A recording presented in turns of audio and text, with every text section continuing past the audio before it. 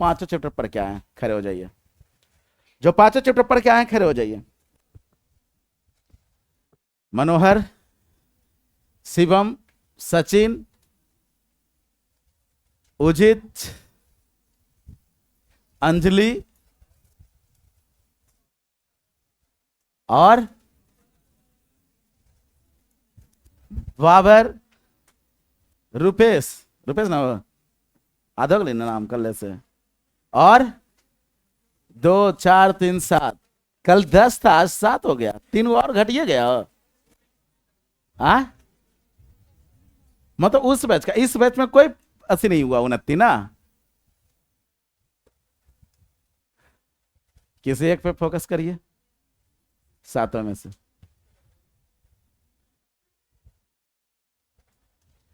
जिस पे आप कर दीजिए उसी का नंबर आ जाएगा। रुपेश, लाइव चल रहा है बेटा? लाइव नहीं है, रिकॉर्डिंग है, वो यूट्यूब पर जाएगा फिर, इसलिए सोच समझ के जवाब दीजिए। आप बताओ,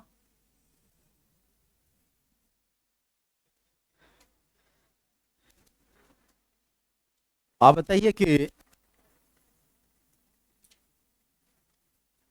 पीजो विद्युतीय पदार्थ क्या है?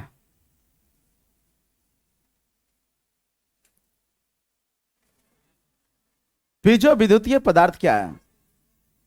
कुछ नहीं, कोई नाम नहीं दूसरा है।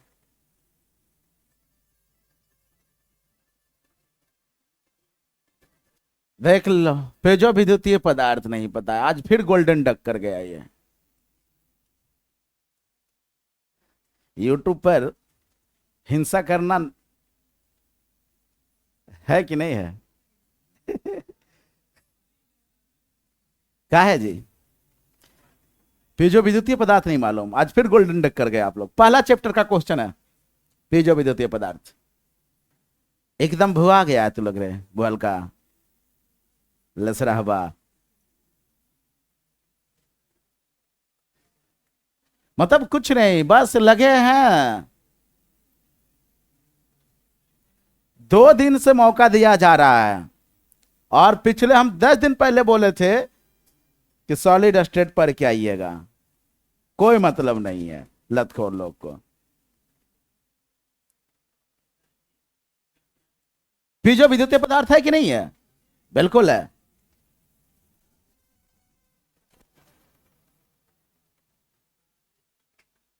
चलिए आप खड़े हो जाइए। अच्छा खड़े हैं, आप बताइए ये जी ट्रॉपिक मिक्सचर क्या है? स्थिर क्वाथी मिश्रण।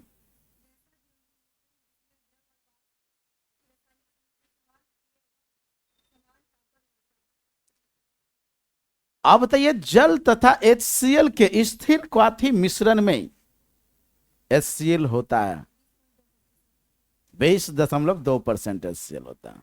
ये हमने एक शॉर्ट वीडियो भी इस पे बनाया था। अर्ध पारगम्य झिल्ली क्या है?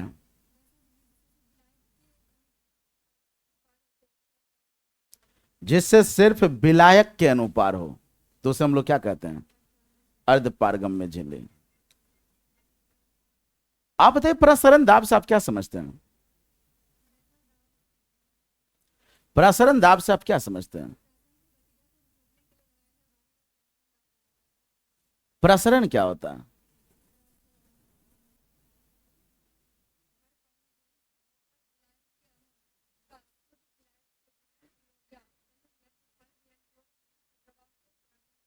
किसका प्रभाव, विलेय या विलायक का? विलायक का प्रभाव होता है। आप बताइए कोलाइड भी अनुसंख्यक गुण को प्रदर्शित करता है कि नहीं? करता है। एक वास्तविक विलयन है, एक कोलाइड है, किसका अनुसंख्यक गुण अधिक होगा? कोलाइड का अनुसंख्यक गुण कम होता है, ऐसा क्यों?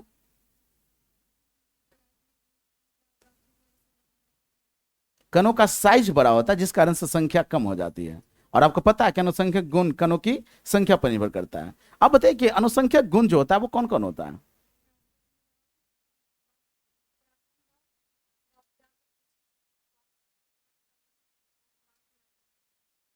अभी 4 को हुआ नहीं, हो गया।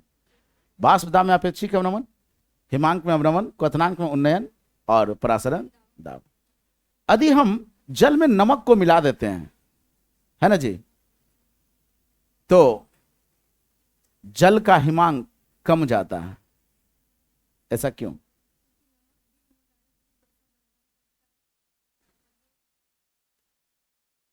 हिमांक के अवनमन को कम कर देता है। आप बताइए आगे कि वास्तविक विलयन जो है, ये वास्तविक विलयन टिंडल प्रभाव को प्रदर्शित करता है कि नहीं? नहीं करता है। क्या होता है टिंडल प्रभाव?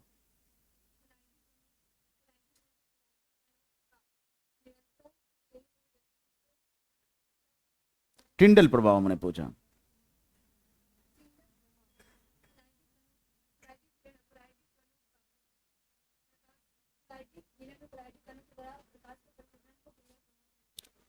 टिंडल प्रभाव कहा जाता है। ब्राउनी गति से आप क्या समझते हो?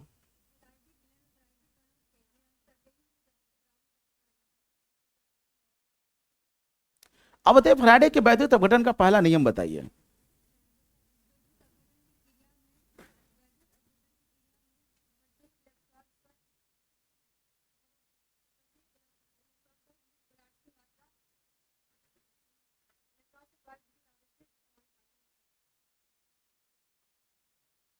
फिर से बोलिए।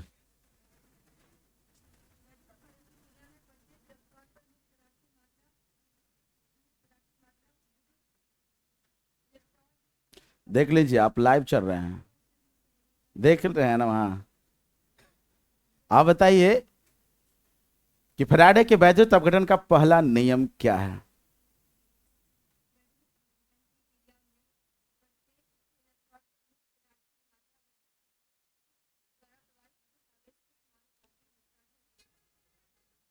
किसी भी वैद्युत अपघटन की क्रिया में प्रत्येक इलेक्ट्रोड पर मुक्त हुए पदार्थ की मात्रा उस घोल में प्रवाहित विद्युत आवेश के समानुपाती होता, मतलब W जो होता है वो Q के समानुपाती है। समानुपाती चिन्ह हटता है तो Z आता था। वो Z जो है वो एक तुल्यांक है जिसका नाम है विद्युत रासायनिक तुल्यांक। विद्युत रासायनिक तुल्यांक का परिभाषा बताइए।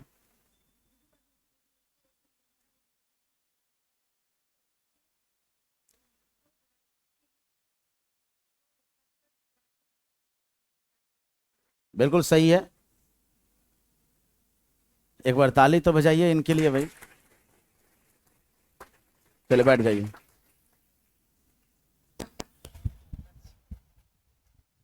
चले, अच्छा जवाब दिया।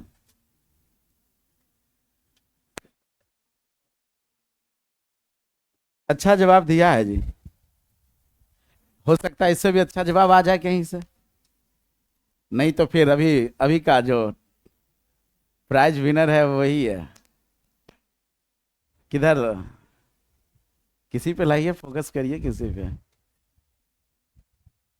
कहीं ऐसा तो नहीं जान पहचान वाला को रख ले हैं? इसको तो हो गया रुपये इसका।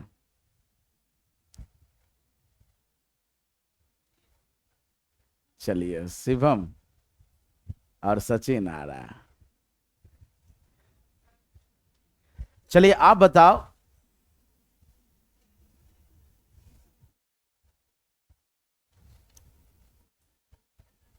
पृष्ठ सक्रिय कारक क्या है? हाँ, जो पृष्ठ तनाव को कम कर दे उस हम लोग पृष्ठीय सक्रिय कारक कहते हैं। आप बताइए पायस क्या है?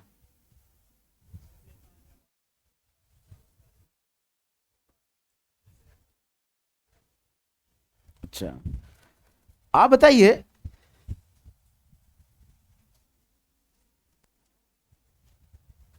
द्रव में द्रव की विलयता पर दाब का क्या प्रभाव पड़ेगा?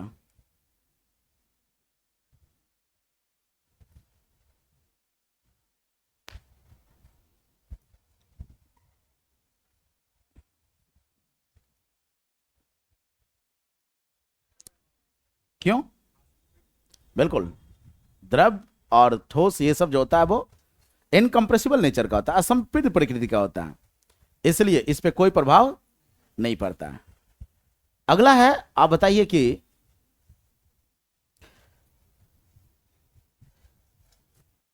शून्य कोटि की अभिक्रिया की जो अर्ध आयु होता है वो क्या क्या चीज पर निर्भर करता है?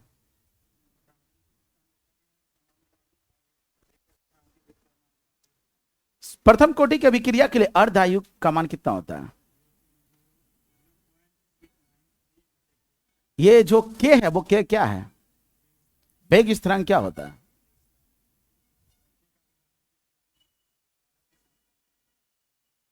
क्या?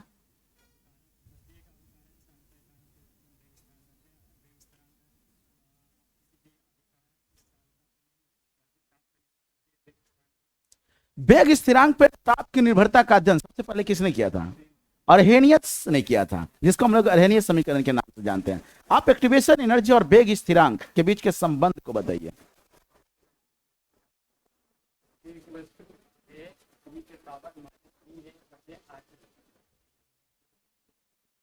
और क्या है?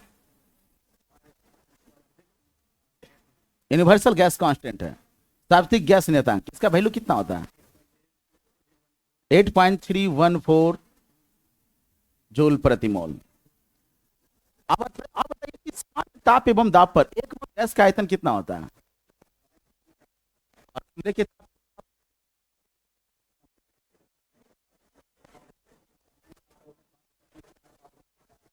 24.45, कमरे के ताप पर होता है 24.45 लीटर। आगे बताइए आप।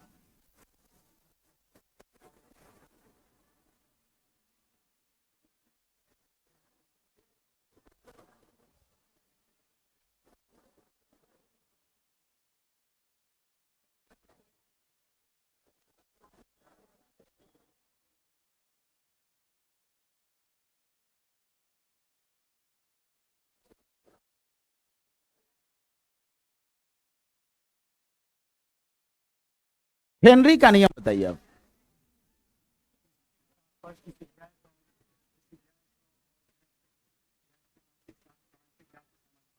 क्या फिर से?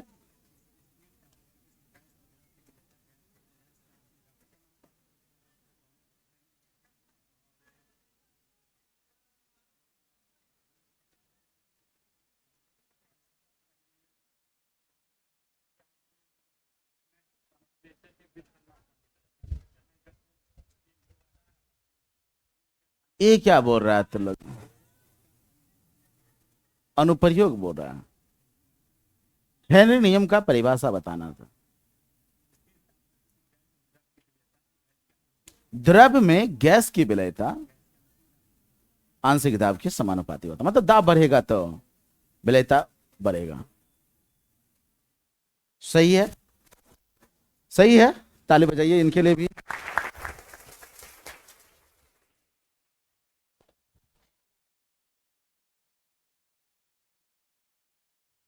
देखिए भाई साहब, पांचों चैप्टर से क्वेश्चन पूछा जा रहा है, कहीं से भी पूछा जा सकता है। बाकी अभी तो टाइम इतना है नहीं, लेकिन दो लोग बोला है, अभी और भी लोग हैं बाकी, तो जब तक के लिए दोनों को कुछ पुरस्कार दे दिया जाता है।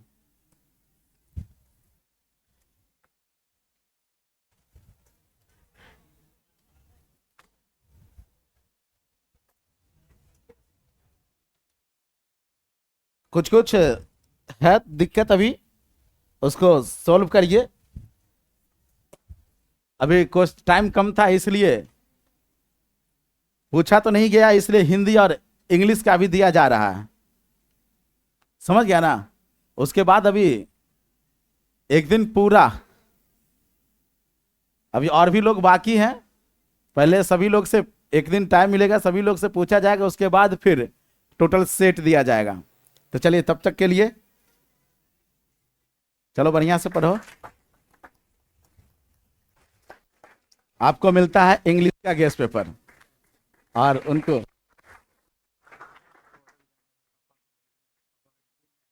क्या?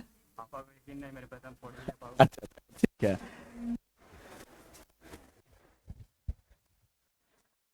ये वीडियो दिखा देना, वीडियो तो पता चल जाएगा, ये चला जाएगा। तो अभी हिंदी और इंग्लिश का गेस्ट पेपर दिया गया है। अभी और भी लोग को कल मौका मिलेगा, पढ़ के आइए। बाकी लोग जो बचे हुए उनको कल पूछा जाएगा।